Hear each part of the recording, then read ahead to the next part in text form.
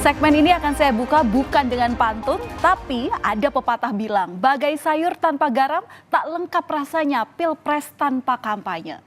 Namun naas, kampanye di Boyolali, Jawa Tengah menutup tahun 2023 dengan kelam. Sebanyak 7 relawan dan simpatisan dari salah satu paslon terluka sepulang kampanye di Boyolali. Korban di sini diduga dianiaya oleh sejumlah oknum TNI yang terganggu dengan sepeda motor berknalpot bising atau dikenal dengan knalpot brong milik peserta kampanye. Peristiwa kekerasan tersebut, saudara, terekam oleh CCTV atau kamera pemantau. Dugaan penganiayaan terjadi di depan asrama Kompi Senapan Beyonif 408 pukul 11:19 waktu Indonesia Barat pada Sabtu 30 Desember 2023. Sebanyak 7 relawan dan simpatisan pasangan calon presiden dan wakil presiden nomor urut 3 Ganjar Pranowo Mahfud MD menjadi korban. Menurut pihak TNI, semua diakibatkan oleh kesalahpahaman. Saat kejadian, beberapa anggota sedang berolahraga dan mendengar suara bising dari kendaraan knalpot brong yang membuat mereka tak nyaman. Kendaraan knalpot brong itu disebut melintas secara terus-menerus dan berulang kali. Kemudian sejumlah oknum prajurit spontan ke jalan mencari sumber kendaraan knalpot brong ini. Oknum hendak mengingatkan pengendara hingga terjadi penganiayaan. Namun ada keterangan berbeda yang ditemukan oleh tim pemenangan Ganjar Mahfud, yakni tidak adanya unsur kesalahpahaman.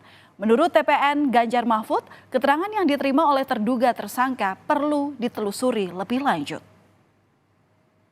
Beberapa oknum anggota secara spontan keluar dari asrama menuju ke jalan di depan asrama guna mencari sumber suara knalpot brong pengendara motor tersebut.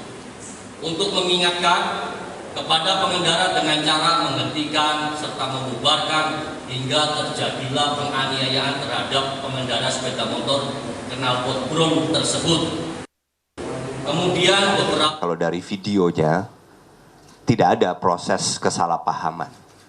Yang ada adalah langsung penyerangan atau tindak pidana penganiayaan.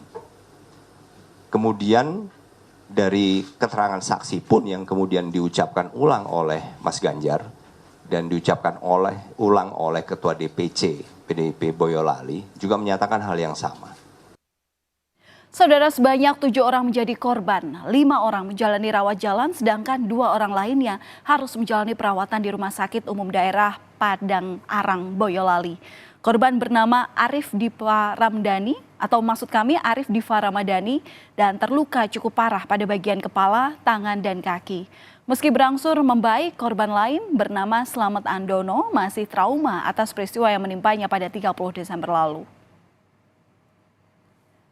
Sementara itu, calon presiden nomor urut 3 Ganjar Pranowo pun menemui korban kekerasan yang adalah pendukungnya, yakni Arif Diva Ramadhani dan Slamet Andono di RSUD Pandan Arang pada Minggu malam. Ganjar berbincang dengan Slamet Andono. Korban di sini menceritakan kronologi singkat terkait dengan peristiwa yang menimpanya pada akhir Desember lalu, yakni tanpa ada peringatan ataupun imbauan, langsung dilakukan penganiayaan baik di luar markas maupun ketika masuk ke pos penjagaan markas.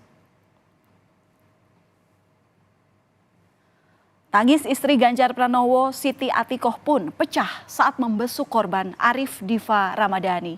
Dalam video amatir terlihat Siti Atikoh tidak kuat menahan tangisnya dan lebih memilih untuk menunggu sang suami di luar ruang rawat inap Rumah Sakit Umum Daerah Pandan Arang.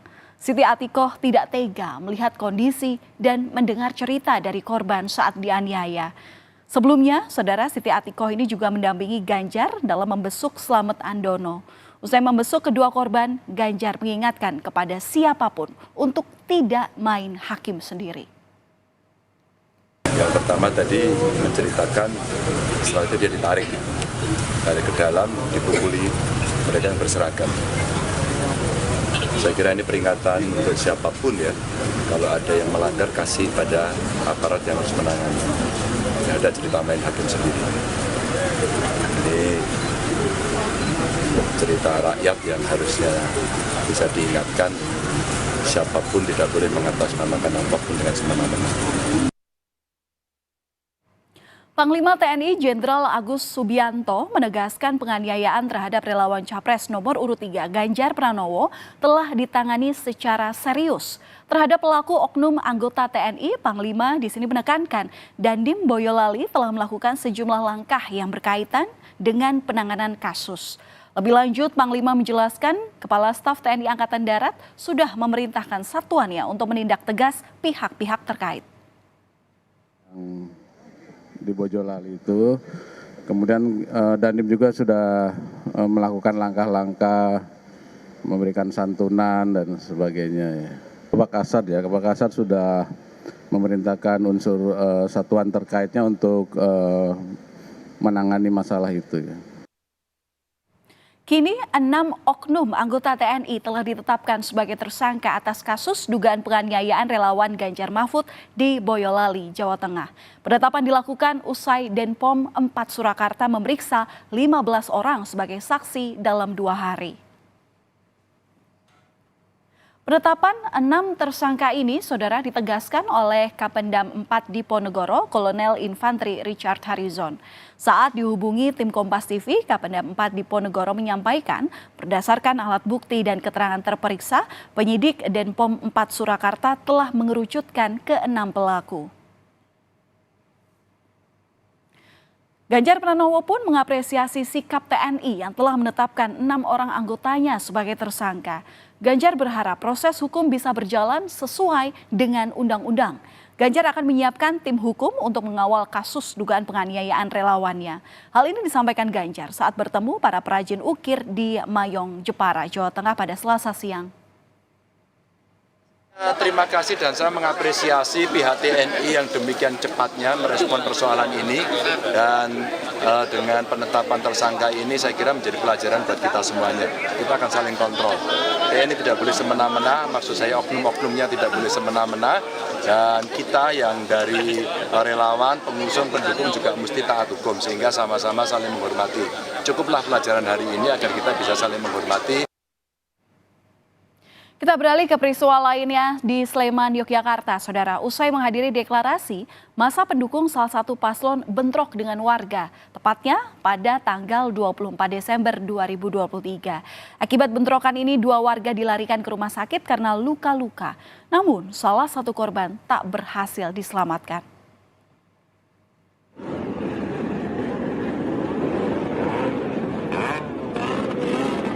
Dan inilah, saudara, video saat bentrokan di Simpang 3 Maguwoharjo, Sleman, 24 Desember lalu.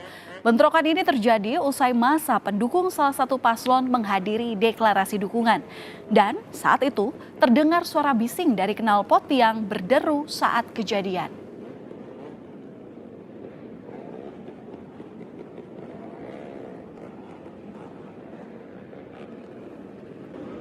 Setelah sempat dirawat di rumah sakit akibat dianiaya sejumlah orang, pendukung salah satu paslon, Muhandi Mawanto, meninggal dunia pada 28 Desember 2023. Iring-iringan pelayat mengantar jenazah korban menuju ke pemakaman di Dusun Kembang, Maguwoharjo, Sleman. Korban sempat dirawat di Rumah Sakit Pusat Angkatan Udara Harjo Lukito, namun meninggal dunia 4 hari setelah kejadian. Dari peristiwa ini, saudara, polisi menangkap 2 orang yang diduga sebagai pelaku pengeroyokan. Karena salah seorang tersangka masih berstatus anak di bawah umur, maka tidak dihadirkan dalam gelar kasus di Mapolresta Sleman Jumat siang.